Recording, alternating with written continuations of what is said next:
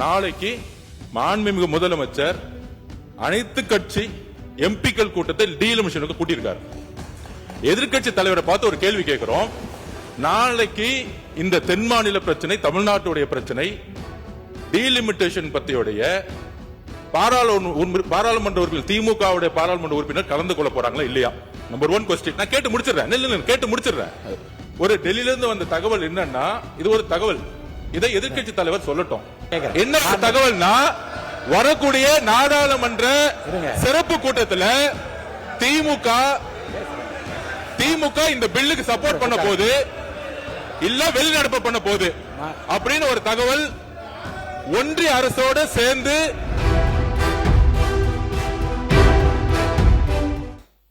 5% commission இருக்கு நம்ம தகவலாம் சொல்றாரு. இந்த ஆட்சியில் உறுதியாக சொல்கிறோம், எங்களுடைய மாண்புமிகு முதலமைச்சர் ஒரே வார்த்தையை திருப்பி திருப்பி அமைச்சரவை கூட்டத்தில் சொல்லிட்டே இருக்கிறாரு.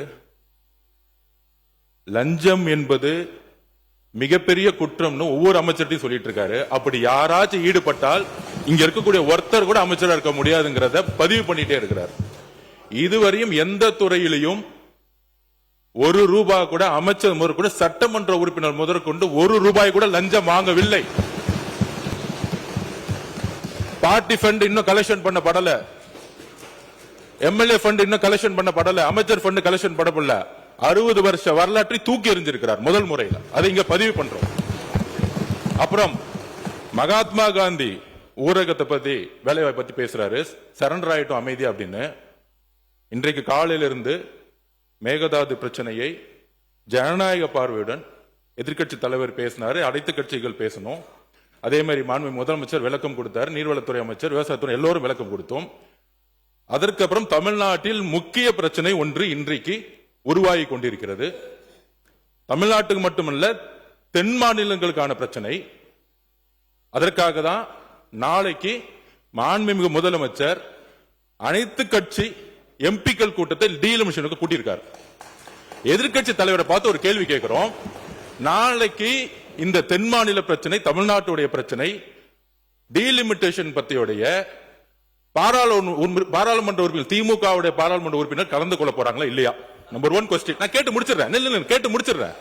கொஞ்சம் கேட்டு முடிச்சிடுறேன். அதுக்கப்புறம் எதிர்கட்சி தலைவர்கள் பேசட்டும். ஒன்னும் பிரச்சனை இல்ல. நான் பேசி முடிச்சிடுறேன். என்னுடைய கருத்துக்களை சொல்ல விடுங்க.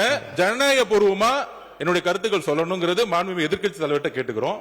மாண்புமிகு முதலமைச்சர் அவர்கள் தமிழ்நாட்டில் பாராளுமன்ற உறுப்பினர்களுடைய ப்ரொபோஷனேட் காப்பாற்றப்படணும், தென் மாநிலங்கள் காப்பாற்றப்படணுங்கிற ஒரே குறிக்கோளுடன் பாராளுமன்றத்தில் கூப்பிட்டிருக்கார்.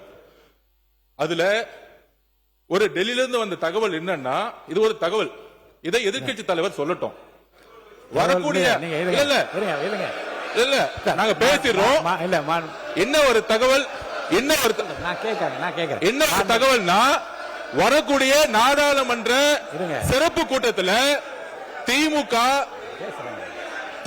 இந்த பில்லுக்கு சப்போர்ட் பண்ண போது இல்ல வெளிநடப்பு பண்ண போது அப்படின்னு ஒரு தகவல் ஒன்றிய அரசோடு சேர்ந்து பண்ண போறாங்கன்னு ஒரு தகவல் வருது.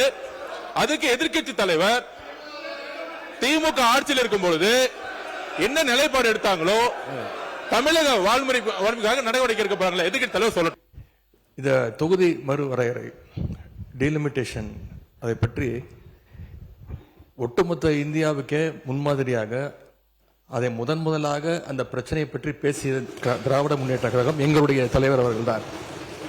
சென்ற ஆண்டு கிட்டத்தட்ட 5 முதலமைச்சர்கள், தென் தமிழகத்தில் இருக்கக்கூடிய அனைத்து முதலமைச்சர்களையும் சென்னைக்கு வர வைத்து ஒரு மிகப்பெரிய ஒரு ஆலோசனை கூட்டத்தை நடத்தி இந்த டீலிமிட்டேஷனுக்கு எதிர்த்து முதலாக இந்தியாவிலே குரல் கொடுத்த தலைவர் எங்களுடைய தலைவர். நீங்க நாளைக்கு நம்முடைய முதலமைச்சர்கள் இந்த அரசு அனைத்து நாடாளுமன்ற உறுப்பினரையும் கூட்டிருக்கிறீங்க. இதற்கான சரியான முடிவை எங்களுடைய தலைவர் ஆலோசனை செய்து அந்த முடிவை அவர் எடுப்பார். இப்ப நம்ம பேசிட்டு இருக்கிறது நிதி நிலைமை, வேளாண்மை பட்ஜெட்டை பற்றியது. அதற்கு எங்களுடைய உறுப்பினர்கள் கேள்வி கேட்டுக் கொண்டிருக்கிறார்கள். அதற்கு முடிந்தால் நீங்கள் பதில் சொல்லுங்கள்.